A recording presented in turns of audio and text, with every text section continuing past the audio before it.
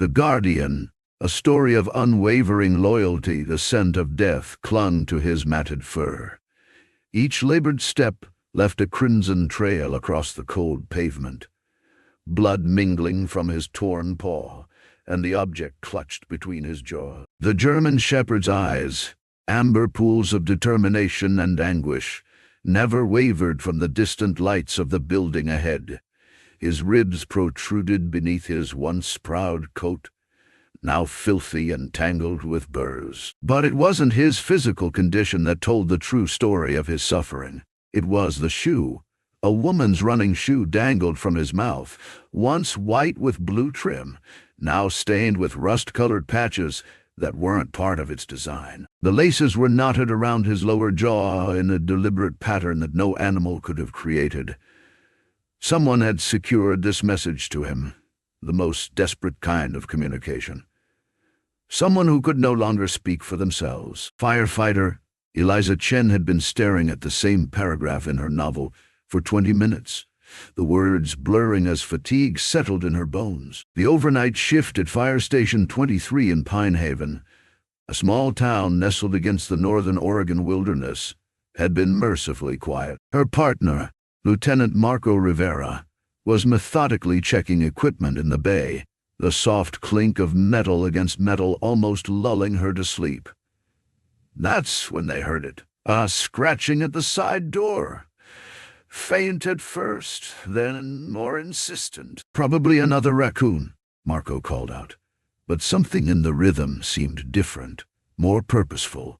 Then came the sound, a low, guttural whine that raised the hair on Eliza's arms. Marco reached the door first, yanking it open to the pre-dawn darkness. He froze, his silhouette rigid against the amber security lights. "Marco?" Eliza's voice died in her throat as she approached. Standing before them was a German shepherd, so malnourished and filthy that at first glance he appeared more specter than animal. The dog's eyes locked onto Marco's with an intelligence that seemed almost human. Then, with deliberate slowness, he lowered his head and dropped the shoe at Marco's feet. The sudden silence felt charged, pregnant with meaning. The German shepherd barked once, sharp, commanding, undeniable. Marco knelt, gloved hand hovering over the shoe, hesitating as he noticed the dark stains. "This isn't just mud," he whispered. The dog's eyes never left Marco's face. They didn't plead or question. They commanded. Within minutes, Marco and Eliza were gearing up, protocol abandoned in the face of something that transcended regulation. The dog watched them prepare, his posture alert despite his obvious exhaustion. "Should we really be following a stray into the woods?" Eliza whispered, securing her trauma kit. Marco held up the shoe, the blood-stained laces still tied in that strange, intentional knot. "You think he carried this for miles as a joke?" "Someone tied this to him. Someone needed to be found." When they opened the door to the emergency vehicle, the German shepherd leapt inside without hesitation, settling into the passenger seat with the focused intensity of a soldier being deployed. His eyes fixed straight ahead, like he knew exactly where they needed to go.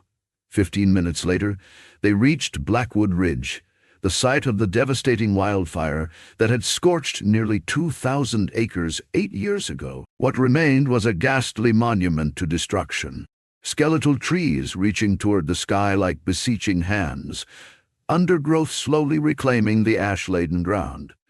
No one came here anymore, not since the fire. The dog didn't wait for them to decide.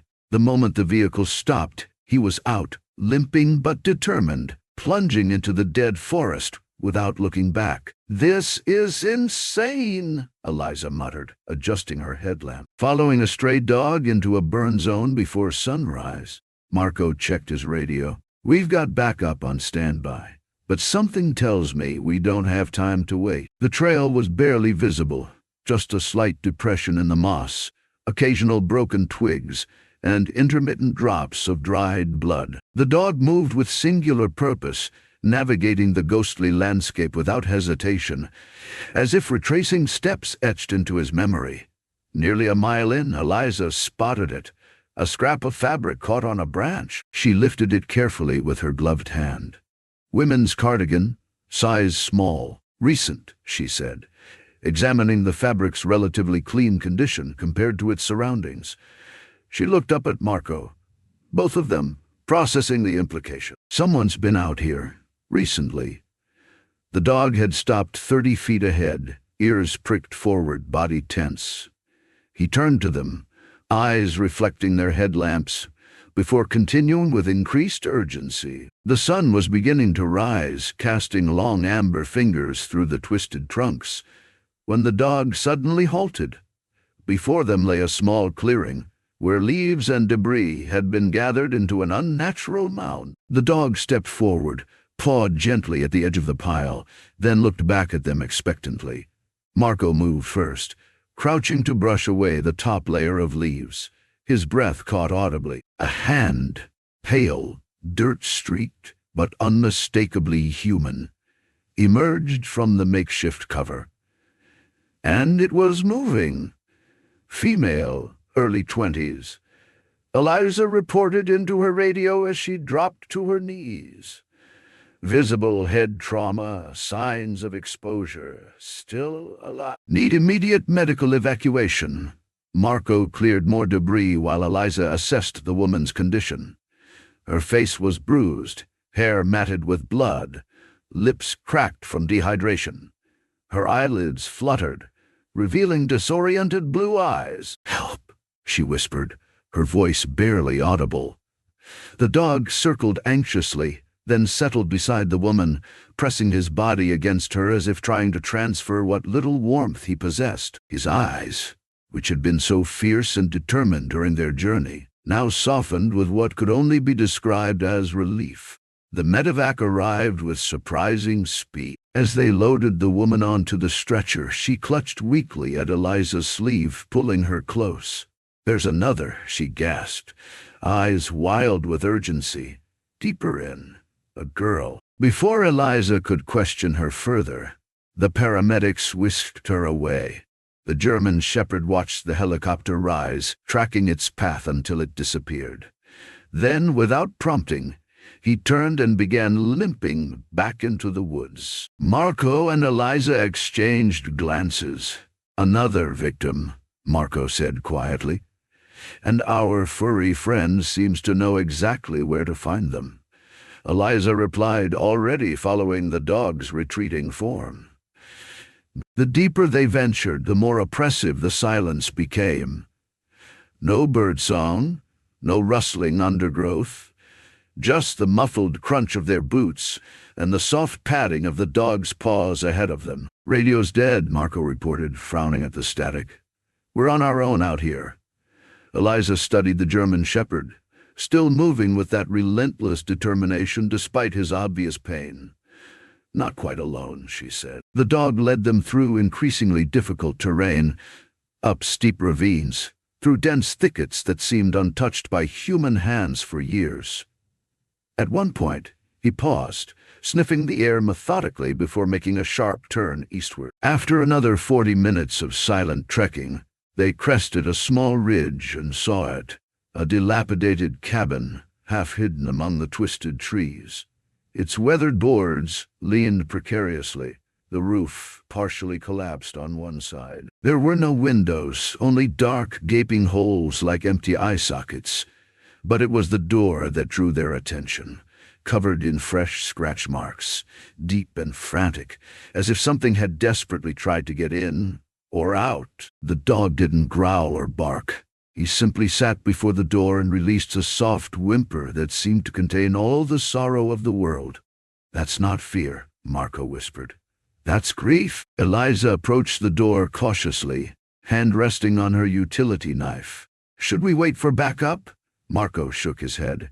"If there's someone else in there, every minute counts." The door groaned in protest as he pushed it open, revealing stale air and shadows. Dust particles danced in the thin beams of sunlight that penetrated the broken roof. And then the smell hit them, metallic, putrid, unmistakable.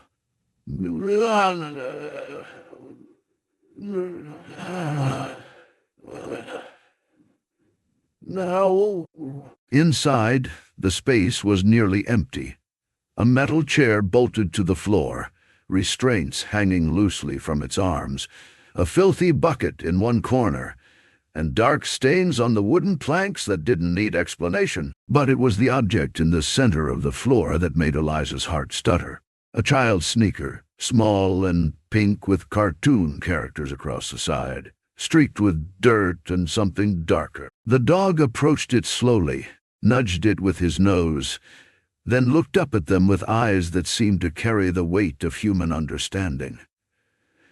Suddenly his posture changed. His ears pricked forward, aimed toward the back of the cabin. A low growl rumbled from his chest, not fearful but threatening. Before either firefighter could react, he bolted through a narrow doorway leading deeper into the structure. Marco and Eliza scrambled after him, ducking under low beams and navigating through the cabin's claustrophobic rear sections. They emerged through a back exit to find the dog already disappearing into the woods again, moving faster than they'd seen him move before. "He's not just searching anymore," Eliza panted as they ran. "He's hunting." The trail led them through a maze of fallen logs and thorny undergrowth before opening into another small clearing. Recent signs of habitation were everywhere. A rumpled sleeping bag, an empty water bottle, protein bar wrappers, and a child's backpack, bright purple with butterflies, and a name stitched on the front pocket. "Lily." Marco touched the sleeping bag. "Still warm. Someone was here minutes ago." The dog was already on the move again, heading toward a steep decline beyond the clearing. Without warning, the ground beneath Eliza gave way.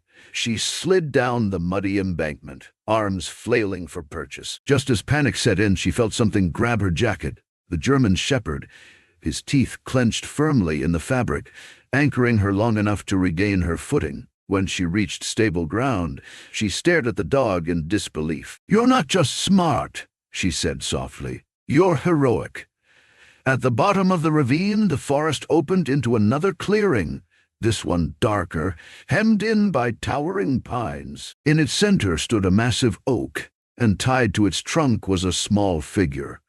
A girl, no more than 8 years old, her dark hair tangled around her pale face, her wrists raw from the ropes binding her. Standing over her was a man, tall and gaunt, wearing a filthy gray hoodie, his back to them. Something glinted in his hand. The German shepherd's growl was no longer low. It erupted from him like thunder, primal and terrifying. The man whirled around, revealing a face twisted by madness, and the knife clutched in his trembling hand. His eyes widened at the sight of the dog, recognition and hatred flashing across his features. "You," he hissed. "You came back." Marco drew his service weapon, dropped the knife, and stepped away from the girl. Now, the man's eyes darted between them, calculations running behind his fevered gaze. His hand twitched. That was all the provocation the German shepherd needed. That was all the provocation the German shepherd. He launched forward, a blur of matted fur and righteous fury, hitting the man squarely in the chest. The knife flew from his hand as he crashed to the ground with the dog standing over him, teeth bared inches from his throat. Marco kicked the knife away and restrained the man while Eliza rushed to the girl. "Lily?" she asked gently, carefully cutting through the ropes. "Is that your name, sweetheart?" The child nodded, her eyes enormous in her dirt-streaked face. "How did you find me?" she whispered. Eliza glanced at the German shepherd, who had backed away from the subdued man but stood guard, eyes never leaving his target. "We had help from someone who refused to give up." Once the girl was free, the dog limped to her side and pressed his head against her gently, releasing a soft whimper that seemed to carry both apology and relief. "Good dog," Lily whispered, her small hand timidly stroking his filthy coat. At the mobile command center established at the forest's edge, organized chaos reigned. Law enforcement, medical personnel, and search teams converged, transforming the quiet woodland boundary into an impromptu operations base. Lily sat wrapped in a foil emergency blanket in the back of an ambulance, a medic checking her vitals while a female officer gently questioned her. Despite her ordeal, the girl seemed remarkably composed, answering in soft, precise sentences. The German shepherd hadn't left her side, positioning himself protectively at her feet despite his own injuries. A veterinary technician had cleaned and bandaged his paw. But there were other wounds, older ones that told a longer story of suffering and survival. Detective Nathan Harlow approached Marco and Eliza, his weathered face gray. Lily Palmer, 8 years old, reported missing 4 days ago from Oak Ridge. That's almost 50 miles from here. He shook his head in disbelief. Nobody thought to look this deep in the burn zone. Nobody except him, Marco said, nodding toward the dog. Detective Harlow consulted his tablet. The man you apprehended is Victor Thorne, age 45, transient with priors in Oregon and Washington. Mostly petty offenses, but there's a 5-year stint for unlawful confinement back in 2017. He lowered his voice. The woman you found earlier is conscious. Her name is Sofia Ramirez, 24. She's been missing for nearly a week. What about the cabin?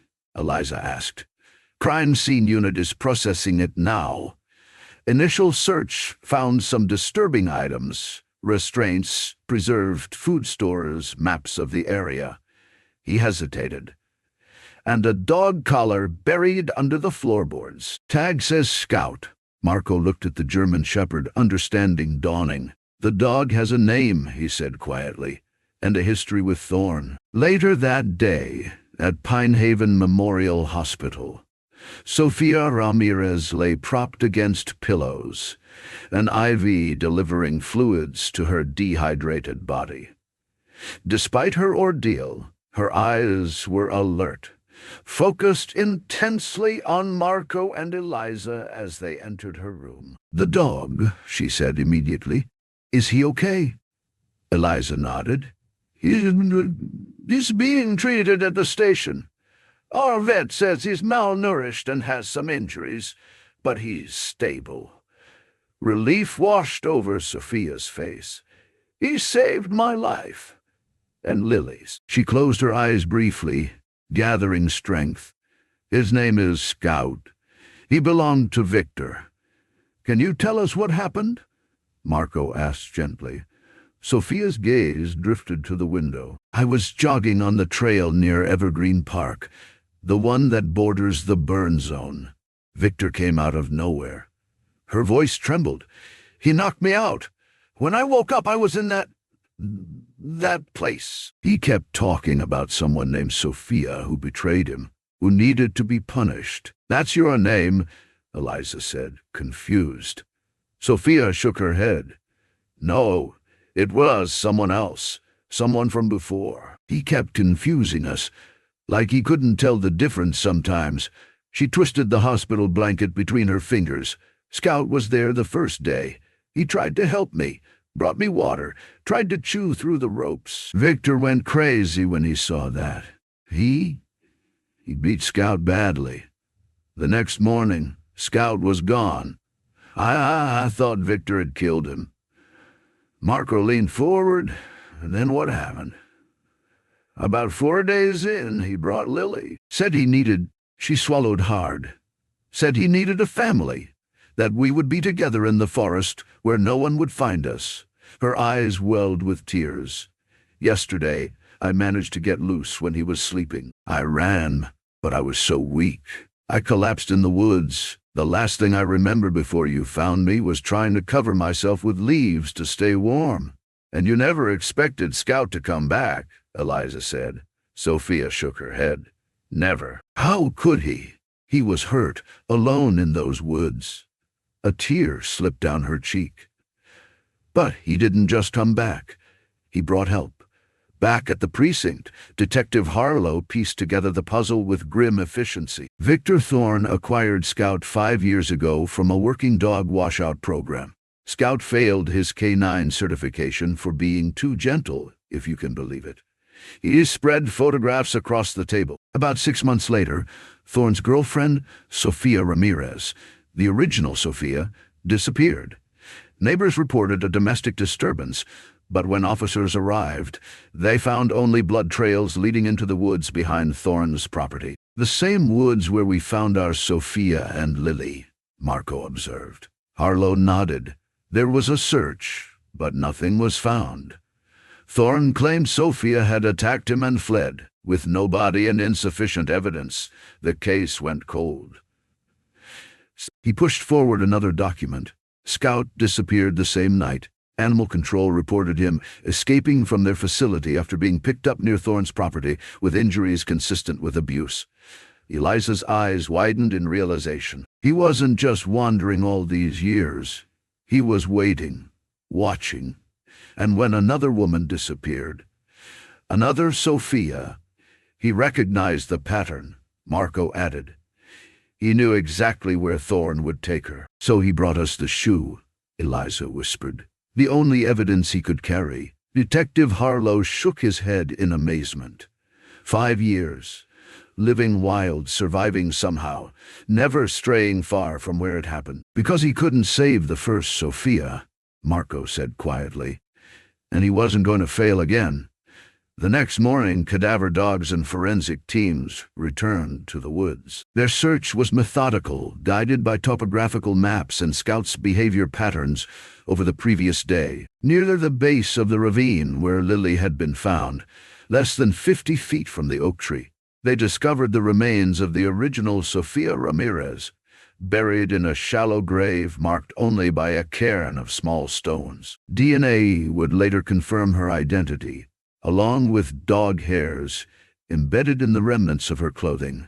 Scout had been there when she died, witness to a horror he couldn't prevent. 3 days later, Scout lay on a freshly laundered dog bed at Fire Station 23, his coat finally clean, his wounds dressed and healing. He watched the activity around him with attentive eyes that had seen too much but somehow retained their spirit. Eliza sat beside him, gently scratching behind his ears. "You weren't lost at all, were you?" she murmured. Scout responded by placing his paw on her knee, a gesture so deliberate it seemed almost human. They couldn't fathom how he had survived for 5 years in that unforgiving wilderness, how he had avoided predators, found food, endured bitter winters and scorching summers. But he had done it, driven by something beyond mere instinct or survival. By evening, word had spread throughout Pine Haven and beyond. Local media picked up the story first. Hero dog leads rescuers to missing woman and child, solves cold case murder. Then regional outlets. By morning, national news vans were parked outside the station. People began arriving with offerings: gourmet dog food, plush toys, handmade thank you cards. Children pressed their faces against the station windows, hoping for a glimpse of the dog being called the guardian of Blackwood Ridge. But Scout remained indifferent to his growing fame. His focus stayed on recovery, on adjusting to life among humans again, and on 2 particular humans who visited daily. Sophia arrived first, moving carefully, still healing from her ordeal. She sat beside Scout's bed and simply talked to him for nearly an hour, not about what had happened, but about normal things. The weather birds she'd seen from her hospital window, her plans to resume teaching once she was fully recovered. Scout listened with rapt attention, his head tilted slightly, occasionally placing his paw on her arm when her voice wavered. "You knew, didn't you?" she asked finally. "You knew what he was going to do to me, to Lily." She stroked his head gently.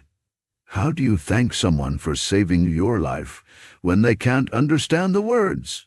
Scout's soft whine suggested perhaps he understood more than language could convey. Later that afternoon, Lily arrived with her parents. The transformation in the child was remarkable. The hollow-eyed terror replaced by cautious optimism. She approached Scout slowly, then settled beside him on the floor. "I drew this for you," she said, unfolding a crayon drawing. It showed a large brown dog standing protectively beside a small girl, both surrounded by trees.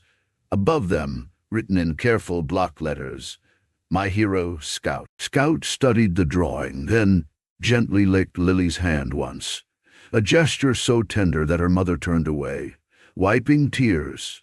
A week later, a woman arrived at the station, her eyes red-rimmed, hands clutching a folder of documents. Her name was Lucia Ramirez, the younger sister of the first Sophia. "They found her because of him," she said, voice breaking as she stared at Scout. "5 years I've been waiting, not knowing. Not knowing?" Marco placed the weathered collar they'd found beneath the cabin floor into her trembling hands. "This was his. We thought you might want it." She ran her fingers over the faded tag. "Sophia sent me pictures of him. Said he never left her side." Her eyes filled. She'd been in an abusive relationship before Victor. Scout made her feel safe again. Lucia knelt beside Scout, who regarded her with quiet intensity. Then slowly, painfully, he rose from his bed and limped toward her, pressing his muzzle against her hand with a soft exhale that seemed to release years of stored grief. "Oh, Scout," she whispered, wrapping her arms around his neck. The question of Scout's future hung in the air like smoke. Offers poured in from across the country, police departments wanting to train him, specialized search and rescue teams, even celebrities eager to provide a luxurious retirement. Lucia had asked timidly if she could take him, but expressed doubts about whether he could adapt to her small apartment with 2 rambunctious toddlers after everything he'd endured. The town council called a special meeting. Representatives from animal welfare organizations, the fire department, and concerned citizens gathered to discuss Scout's fate. No one wanted to subject him to more trauma. No kennels, no strangers, no uncertainty. The decision remained unresolved until dawn the next morning, when Eliza arrived early to check on Scout. His bed was empty. Panic gripped her as she searched the station, checking every corner, every room. Then she spotted him through the window. Scout stood at the edge of the tree line, completely still, staring into the forest. Not moving, just watching with the same intensity he had shown throughout their journey together. Eliza approached quietly, crouching beside him. "Do you want to go back?" she asked softly. He didn't move, his gaze fixed on the distant trees. Then, after a long moment, he turned to her, pressed his nose gently into her palm, and limped back toward the station. "You've done enough out there," Eliza whispered. "Time to come home." From that day forward, Scout became more than a rescue dog, more than a survivor. He became a symbol of something timeless and profound. The fire station built him a permanent space, a comfortable corner with a custom orthopedic bed, a window overlooking the forest's edge, and a small bronze plaque that read, "Scout, the guardian who remembered." Every morning at sunrise he would walk to the tree line, sit quietly for a few minutes and simply watch. Some said he was remembering. Others believed he was standing guard. Perhaps it was both. Victor Thorne's trial was swift and decisive. The evidence was overwhelming. Physical findings from the cabin, testimony from Sophia and Lily, forensic confirmation of the first Sophia's remains, and the undeniable symbolism of the shoe scout had carried miles to seek help. When the judge delivered the sentence, life without possibility of parole, there was no celebration in the courtroom. Only a collective exhalation, as if the entire community had been holding its breath for 5 years. For Lily, recovery came in small steps. Nightmares plagued her sleep. Loud noises made her flinch, but her parents kept her close, and her community wrapped around her with protective compassion. She began drawing again, scene after scene of Scout, not just how he looked now, but how she imagined him during those years alone in the forest. Scout sleeping beneath the stars, Scout chasing rabbits, Scout watching over the place where the first Sophia lay. Her favorite drawing showed Scout standing between her and shadowy trees, his posture protective, his eyes determined. She titled it simply, "He Found Me." Her therapist said it was her way of reclaiming power from fear. Lily just said it was true. As weeks passed, she asked the same question after each session. "Can I see Scout again?" The reunion happened on a crisp Saturday morning in early autumn. The fire station had set up a small area in the yard with benches and treats for both human and canine visitors. Lily approached slowly, eyes fixed on Scout. He recognized her instantly, rising from his bed and walking forward with gentle deliberation. Instead of jumping or barking, he simply lowered his head and pressed it against her chest. She wrapped her arms around him and held on like he was the only solid thing in a world still tilting beneath her feet. For the first time since her rescue, she smiled without reservation. The award ceremony took place in Pine Haven's Central Square on a clear November morning. City officials, firefighters in dress uniforms, media representatives, and hundreds of citizens gathered beneath the autumn-touched trees. Scout stood between Marco and Eliza, his coat now glossy and full, his posture straight despite the slight permanent limp he would always carry. He wore a new vest, custom-made for the occasion, the emblem of Fire Station 23 embroidered on its side. The mayor approached with a small wooden box. Inside lay a Medal of Valor, inscribed with words that brought tears to many eyes. For courage without command, for loyalty without limit, for leading us when no one else could. Marco knelt beside Scout and carefully attached the medal to his collar. "He was never just a stray," he said into the microphone, voice steady despite the emotion evident in his eyes.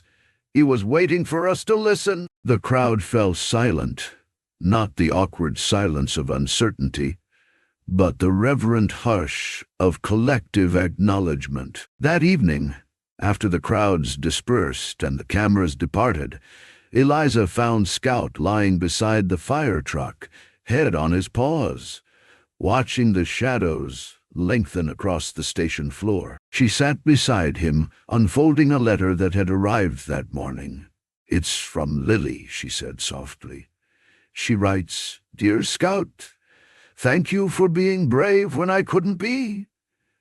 Thank you for remembering when everyone else forgot. I will never forget you. Love, Lily." Scout's tail thumped once against the concrete floor. Eliza smiled. "I think he understands perfectly." In the months that followed, Scout remained at the fire station, becoming an integral part of their tight-knit team.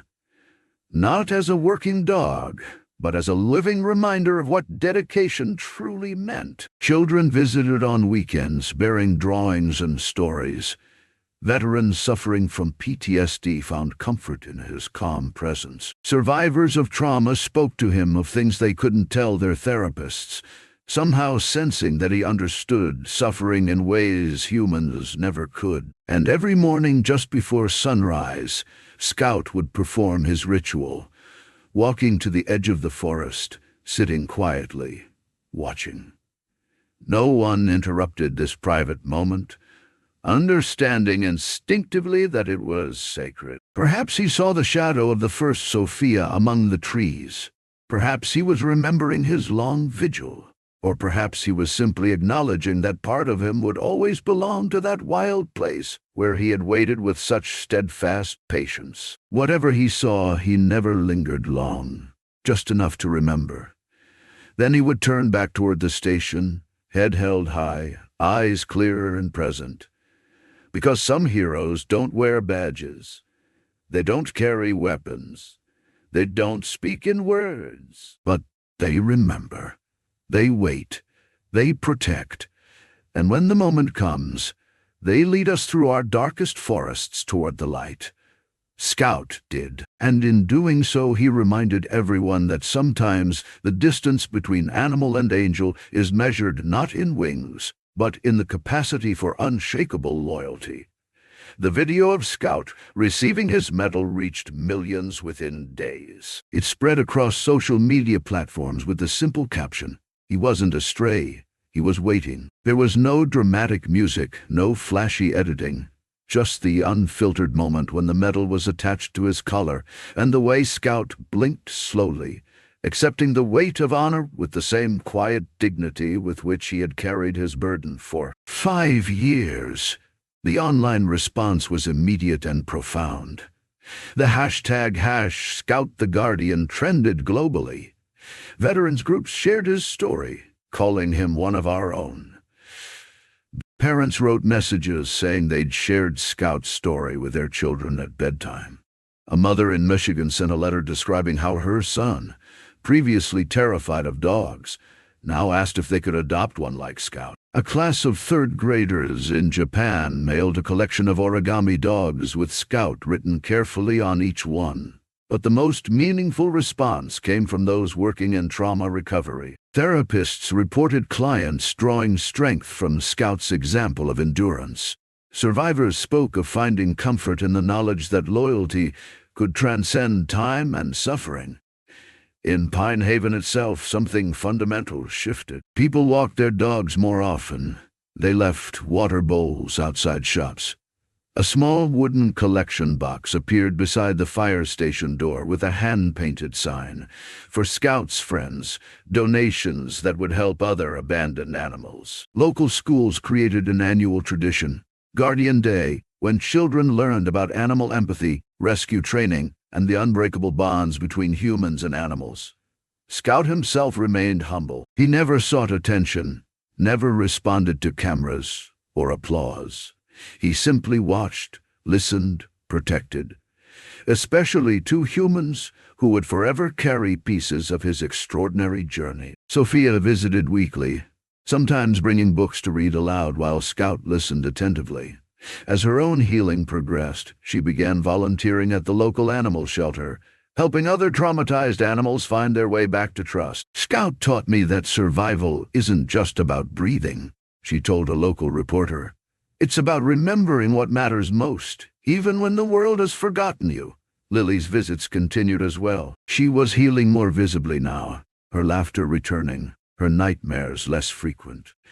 She began writing stories, simple at first, then increasingly complex, about a brave dog who lived between two worlds, rescuing lost things, people, memories, hope. In one story, she wrote, "The dog didn't need to speak because his eyes told the truth. He could see in the dark what others couldn't see in daylight. And when he looked at you, you felt braver just because he believed you could be." When she read it aloud at the station one afternoon, Scout walked over and rested his head on her lap, his eyes meeting hers with profound understanding. "He knows it's about him," Marco whispered.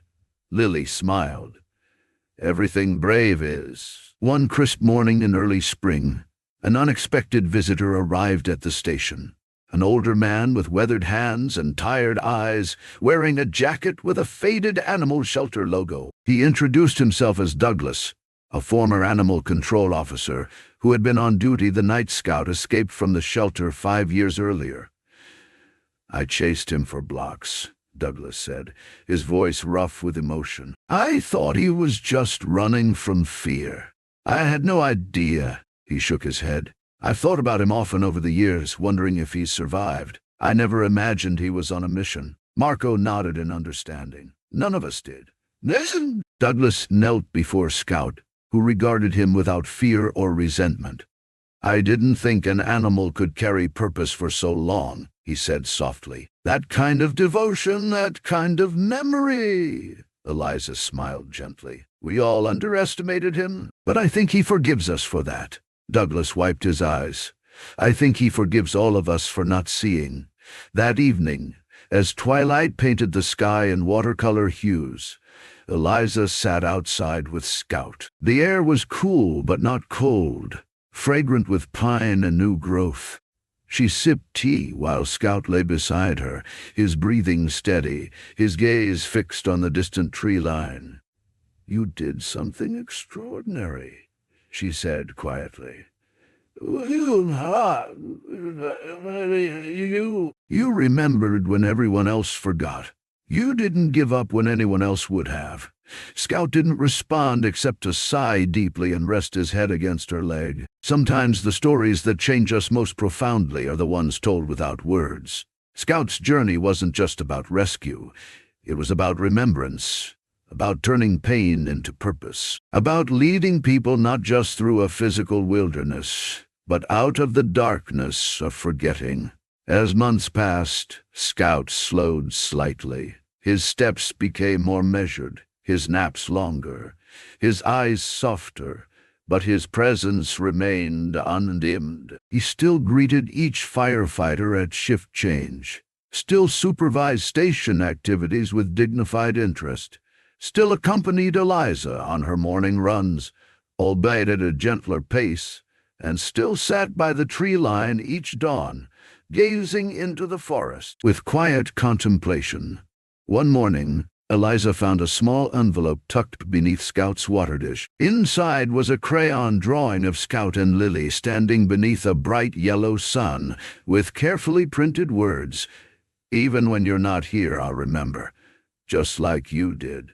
It wasn't signed, but it didn't need to be. Eliza placed the drawing where Scout could see it and whispered, "She knows you won't be here forever, but you've given her something that will be." Scout's tail thumped gently against the floor in acknowledgement. Weeks later, during the first snowfall of winter, Scout didn't rise for his dawn vigil. He remained curled in his bed, breathing steady but shallow, eyes half-lidded but aware. The veterinarian had prepared them for this eventuality. Not an emergency, just the natural conclusion to an extraordinary journey. That afternoon, Marco, Eliza, and Lily gathered around him. Lily wore a blue scarf, the one Scout had playfully tugged during one of their walking sessions. She knelt beside him and placed a small box near his paw.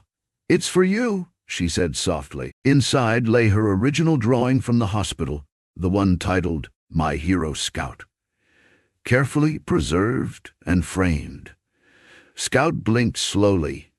His tail gave one final gentle thump against his bed. Then, with a soft exhalation that seemed to release years of watchful waiting, he was gone.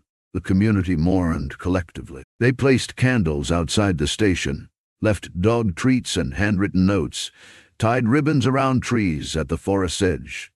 Children created a memorial of stuffed animals and drawings. Adults stood in silent tribute, many with their own dogs sitting respectfully beside them. At sunset, firefighters from across the county gathered on the hill overlooking Blackwood Ridge. There, beneath a towering pine that had somehow survived the fire years ago, they laid Scout to rest. No elaborate marker, just a simple bronze plaque embedded in stone. Scout, the guardian who remembered, the one who returned. The one who returned. But Scout's legacy continued to unfold in ways no one could have anticipated. That spring, the town transformed the once feared burn zone into Memorial Grove Park. At its center ran a path called Guardian's Trail, winding through the regenerating forest to the hill where Scout was buried. Benches placed along the route offered places for reflection, each bearing quotations about loyalty, courage, and the enduring bonds between humans and animals. Lily visited often, sometimes alone, sometimes with her parents or classmates. She would sit on the bench nearest Scout's resting place, drawing or writing stories that increasingly reflected healing rather than trauma. One afternoon, she looked up from her notebook and smiled at the new growth surrounding her. Saplings pushing through rich soil, wildflowers dotting clearings where ash had once covered everything. "He would like this," she said to Eliza, who had accompanied her that day. "Everything growing again." Eliza nodded. "I think he always knew it would." The final tribute came months later, a letter from the governor's office accompanied by a formal proclamation. Statewide recognition for Scout's contribution to public safety, with an annual Scout Day dedicated to promoting animal welfare and support for trauma survivors. Eliza framed it and hung it in the station beside his collar and medal. Each morning before her shift, she would touch it briefly and whisper, "Thank you, Scout." Because sometimes the greatest rescue isn't from physical danger, but from the wounds we carry silently. Scout found people not just in a forgotten forest, but in the wilderness of their own suffering. And in doing so, he led them back to themselves. He didn't need words, he remembered. And now, so did everyone else. Thank you for watching the story about Scout's incredible journey of loyalty and courage. We'd love to hear about your own experiences with remarkable dogs who have touched your lives. Has your dog ever shown extraordinary devotion or intuition? Please share your stories in the comments below. If you were moved by Scout's story, please subscribe to our Heroes for Animals channel, where we celebrate the incredible bonds between humans and animals. Together we can honor the Scouts of the world, the quiet guardians who teach us about unconditional love and unwavering loyalty.